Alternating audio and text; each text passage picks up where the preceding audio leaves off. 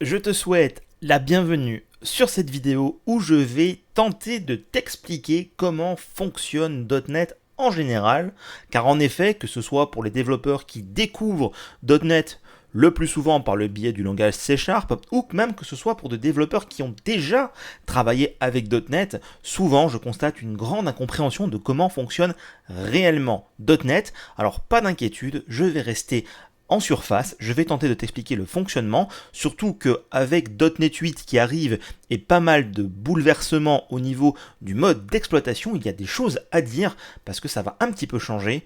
Bref, je te raconte ça dans cette vidéo le plus simplement possible que tu puisses comprendre comment fonctionne .NET. Je m'appelle Christophe Mommer si tu ne me connais pas encore, je suis le propriétaire de la plateforme HTS Learning, qui est donc ma plateforme de formation VOD et également où j'ai un blog communautaire et je travaille avec certains partenaires pour enrichir la communauté .NET francophone. N'hésite pas à y faire un tour pour approfondir tes connaissances.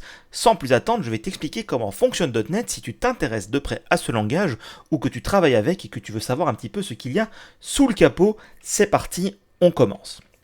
Alors tout d'abord, on va parler du langage, parce que quand on pense à .NET, on pense très souvent à C# qui est le langage phare et souvent le plus utilisé en .NET. Mais C# n'est pas le seul langage pour écrire en .NET, il y a aussi F# et Visual Basic qui sont tous les deux de Microsoft, et il pourrait y avoir d'autres implémentations de langage. En fait, grosso modo, si je dois résumer la logique, le langage n'est qu'une histoire de syntaxe de haut niveau.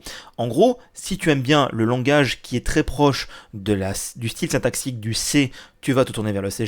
Si tu as déjà travaillé avec Visual Basic, les macros, par exemple Excel ou Visual Basic 5 ou 6 dans des anciennes applications, tu vas te tourner vers Visual Basic.NET. Il faut savoir qu'aujourd'hui, il y a uniquement C# et F# qui continuent à évoluer. Visual Basic est plus ou moins officiellement abandonné par Microsoft, donc il n'y aura plus vraiment de nouveautés majeures dans le langage. Alors attention, ça ne veut pas dire qu'il est abandonné, qu'il ne marchera plus, il marche toujours très bien, mais les nouveautés syntaxiques vont arriver en premier dans C# et également dans F#.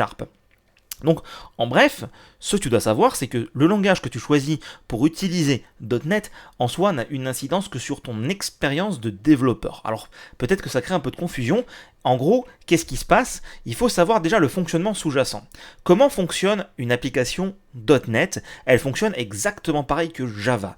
On va avoir une machine virtuelle, dans le cas classique, je précise, parce qu'après je vais t'expliquer un autre cas. Donc, dans le cas classique, tu vas avoir ce qu'on appelle le CLR, Common Language Runtime. C'est une machine virtuelle qui va être installée sur l'ordinateur sur lequel tu vas exploiter ton application, ou alors tu peux, depuis les dernières versions de .NET également, incorporer toutes les informations par rapport à la machine virtuelle dans ton application de telle sorte qu'il ne soit pas nécessaire d'installer la machine virtuelle sur la machine cible. Et en gros, cette machine virtuelle, elle contient deux composants qui sont très importants. Le garbage collector, c'est lui qui est responsable des allocations mémoire et également du nettoyage de la mémoire que tu vas allouer pour ton application à chaque fois que tu vas instancier des objets. Et également, chose qui est assez particulière dans ce cas précis d'exploitation, ce qu'on appelle le compilateur JIT pour Just in Time. Et en fait, le CLR, cette machine virtuelle, elle ne parle pas C#, elle ne parle pas F#, elle ne parle pas Visual Basic ou n'importe quel autre langage, elle ne comprend qu'un seul langage, le code IL, Intermediate Language.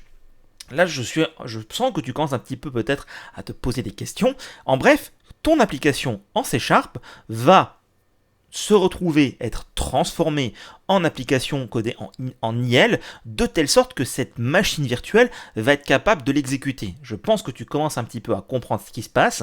Ton langage de haut niveau va être transformé en instruction IL que la machine virtuelle va comprendre et pouvoir exécuter. Ce qui veut dire que vu qu'il y a cette étape de transformation entre ton langage de haut niveau, C# ou autre, vers le code IL, tu peux écrire ton application dans n'importe quel langage, il faut juste avoir l'outil qui va être capable de transformer ce langage en instruction IL pour que ça tourne sur le CLR, la machine virtuelle de .NET. Et c'est pareil en Java avec du bytecode. Alors Java, c'est une machine virtuelle, le bytecode, je ne suis pas expert Java, clairement pas, mais la logique est très similaire. Quand Microsoft a sorti .NET, le but était premièrement de concurrencer Java, et donc tout se base sur le même fonctionnement. Donc, qu'est-ce qui se passe pour avoir ce code IL? En fait, ton langage de haut niveau, comme C#, typiquement, va être livré avec un outil super sympa qui s'appelle le compilateur. Le compilateur va donc aller lire ton code C#, le transformer en code IL, donc ça va transformer toutes les instructions syntaxiques C# vers du code IL. Alors attention, il y a des choses qui n'existent que en IL et qui ne sont pas aujourd'hui retranscrites en C#, c'est-à-dire qu'il y a des instructions spécifiques définies en IL qu'on ne peut pas encore atteindre en C#. D'ailleurs, depuis C# 7, en gros, il y a eu des instructions qui ont été rajoutées dans la syntaxe du langage C# afin d'avoir un équivalent, on va dire, totalement identique à une traduction à 100% en IL pour avoir notamment plus de performance et utiliser des instructions natives. Mais dans l'idée, ton C# va être transformé par le compilateur. Et en plus de ça, le compilateur est plutôt ton ami parce que ce qu'il va faire, c'est qu'il va optimiser ton C#. Donc au final, toi qui écris du C#, ça va être transformé et optimisé par le compilateur. Le code IL qui va être généré va donc être le seul qui est compris par la machine virtuelle, je pense que tu l'auras compris, mais ce qui est important à savoir, c'est que le code IL répond à un standard qui est ECMA 335. En gros, n'importe quel langage livré avec son compilateur qui est capable de générer des instructions IL qui répondent à ce standard peut fonctionner sur la machine virtuelle .NET. En gros, on pourrait faire ça en Python, en Java, en C++, en Rust.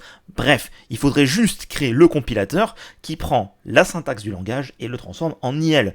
Donc aujourd'hui, quand on travaille en .NET, bien entendu, on va préférer travailler avec les outils officiels, C#, F#, car tout est dans un écosystème unifié, soutenu et mis à jour par Microsoft, qui va donner une expérience unifiée confortable à l'utilisateur. Donc si tu dois attaquer .NET, je te conseille vivement d'apprendre plutôt le C# plutôt que d'essayer de trouver un compilateur qui va transformer ton langage de prédilection en instruction IL pour que ça tourne sur une machine virtuelle .NET. Donc ça, en fait, c'est le fonctionnement, et ça, beaucoup de développeurs ne sont pas forcément totalement au courant, ils savent qu'il y a une transformation, ils savent qu'il y a certains éléments, et ce qui est important en fait, c'est ce fameux compilateur just-in-time qu'on trouve dans la machine virtuelle. Alors attention, encore une fois, c'est toujours dans le mode classique qu'on connaît depuis le début de .NET. Juste après, je vais te parler d'un autre mode qui prend pas mal d'importance. Donc c'est quoi ce compilateur just-in-time ? En fait, c'est un deuxième compilateur qui se trouve dans la machine virtuelle, parce que l'avantage en fait de passer par ces étapes intermédiaires, c'est que ton code .NET va pouvoir tourner sur n'importe quelle plateforme et n'importe quelle architecture de processeur. Aujourd'hui, la majorité des gens travaillent avec du x86, x64, donc les processeurs Intel 32 ou 64 bits, même si 32 bits a quasiment disparu du marché, et ils vont donc tourner avec de l'Intel ou de l'AMD sur ce genre de plateforme. Il y a quand même ARM qui commence à prendre pas mal d'ampleur dans l'usage, et il pourrait y avoir des processeurs un petit peu exotiques.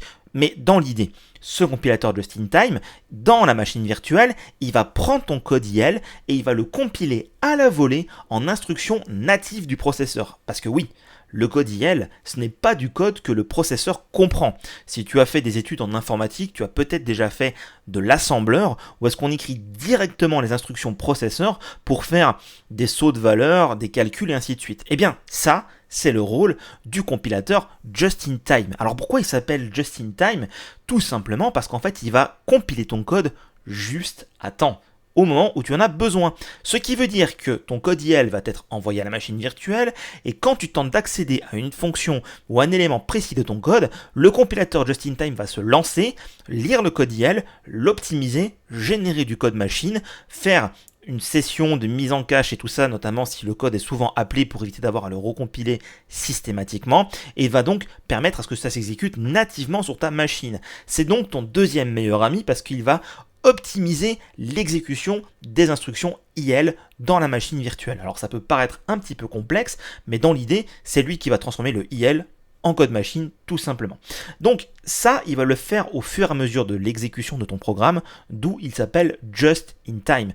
Donc au final, si je récapitule le mode classique de .NET, tu écris en C#, tu compiles ton code C# en IL, ton code IL est après installé dans une machine virtuelle qui s'exécute sur un ordinateur avec un processeur spécifique.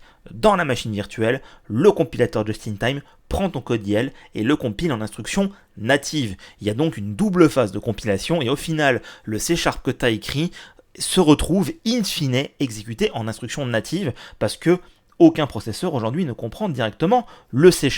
Donc ça, c'est le mode classique qui existe depuis le début de .NET, mais de nos jours, nous avons un autre mode d'exploitation qui est l'AOT, Ahead of Time. En fait, le besoin est venu notamment avec Blazor WebAssembly. Alors je ne vais pas te refaire toute l'histoire de Blazor, mais en gros, Blazor WebAssembly, c'est la possibilité de créer des applications web riches sur ton navigateur qui exécute du code C# dans le navigateur. Avant WebAssembly, c'est-à-dire avant fin 2019, on était obligé de ne passer que par JavaScript pour faire des applications web riches et dynamiques. Maintenant, avec WebAssembly, on a un environnement d'exécution où si on descend en téléchargement un runtime qui est spécifiquement pensé pour WebAssembly, on peut exécuter du code C#, C++, Python, bref, Rust, ce que tu veux, tant que le runtime qui comprend le code que tu as écrit a été descendu avec ton application pour s'exécuter sur WebAssembly. Mais là où c'est différent, c'est que, imaginons maintenant qu'on reprenne le principe. Tu écris donc en C#, ça compile en IL, ton code IL est téléchargé dans le navigateur, dans lequel il y a le runtime WebAssembly. Tu mets donc tes instructions IL dans ce runtime, tu as le compilateur just-in-time qui va évaluer pour retranscrire tes instructions IL en instructions natives WebAssembly. Cela peut être assez coûteux dans un navigateur qui de base est un bac à sable sandboxé, protégé, et donc ça va perdre en performance le temps que tout se charge, que tout se mette en mémoire, d'où le besoin était de dire, dans ce cas-là, on va se passer de cette étape de compilation à la volée à l'exécution pour directement transformer le C# en instruction native, mais à la compilation, de telle sorte qu'au lieu de produire des DLL qui contiennent du code IL qui doit après être réévalué par le runtime pour être transformé en WebAssembly, si je sais pertinemment que mon application va aller sur WebAssembly, pourquoi est-ce que je ne peux pas faire le travail du compilateur just-in-time en amont et donc compiler toute mon application en instruction WebAssembly pour ne pas qu'il y ait le compilateur just-in-time et tout ce qu'il va prendre comme ressource, c'est l'AOT, l'Ahead of Time. Je le fais en avance de phase pour que mon code soit déjà dans les instructions natives. Le besoin est donc né, entre guillemets, avec WebAssembly, parce qu'avant, tout le monde se contentait du compilateur just-in-time. Microsoft tente de pousser le curseur, et aujourd'hui, l'AOT est possible sur n'importe quelle application .NET, sous réserve d'utiliser bien sûr les dernières versions du framework, notamment .NET 8 qui arrive. J'en parle beaucoup dans mes vidéos de preview, parce que Microsoft met énormément d'efforts en AOT, mais dans l'idée, ça veut dire quoi? Ça veut dire demain, j'ai une API en .NET, je sais que je vais l'exploiter sur un serveur Linux avec un processeur Intel x64, je vais donc pouvoir compiler mon application ASP.NET directement dans les instructions natives sous Linux. Alors quels sont les avantages de cette compilation en amont? Parce que de fait, la compilation va être beaucoup plus longue, il faut transformer l'application directement dans les instructions natives, ce qui prend donc du temps, et les optimiser également. Donc il n'y a plus de compilateur JIT, on est directement en instruction native.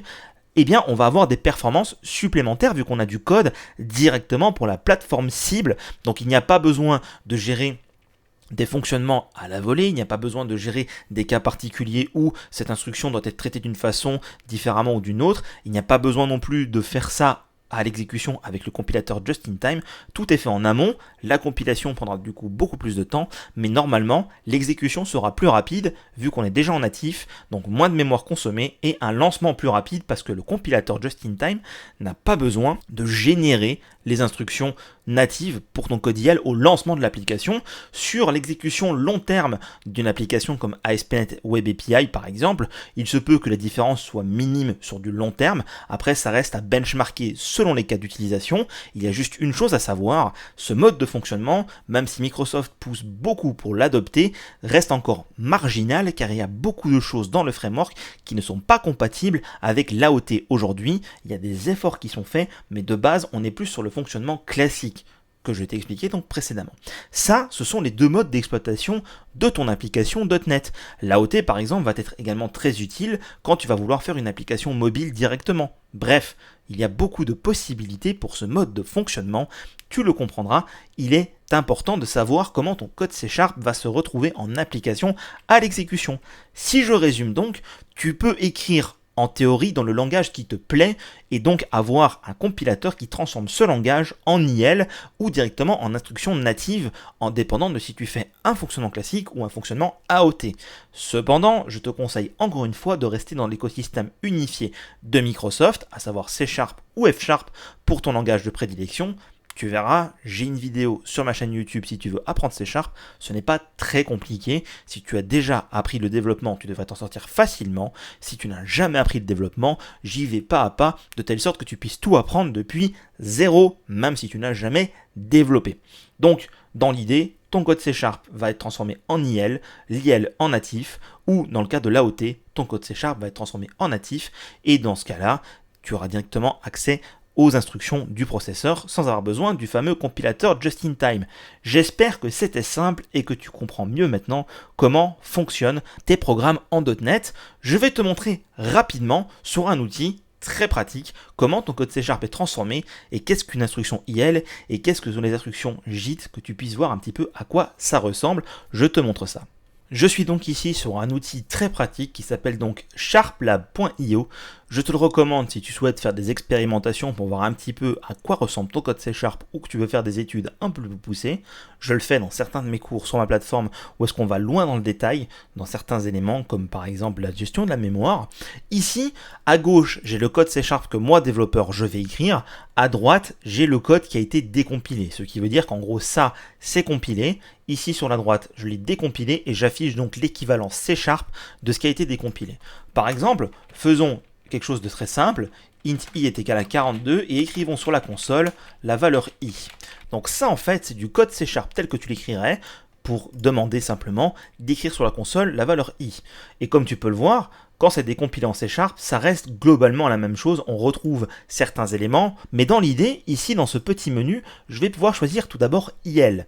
Et comme tu peux le voir, ce code-là en C#, ces quelques lignes, représente tout ceci en IL. Alors, je ne vais pas rentrer dans le détail parce que ça peut faire peur. Ce qui est important, c'est que ici, si tu fais attention, on va retrouver notre méthode M, qui est une méthode d'instance, elle n'est donc pas statique, qui est donc en code IL managé, ce qui veut dire que la gestion de la mémoire est managée par le garbage collector, c'est lui qui va s'assurer que tout ce que tu alloues en mémoire est alloué à une adresse qui t'est possible et également tracer cette adresse pour pouvoir supprimer et récupérer la mémoire au besoin.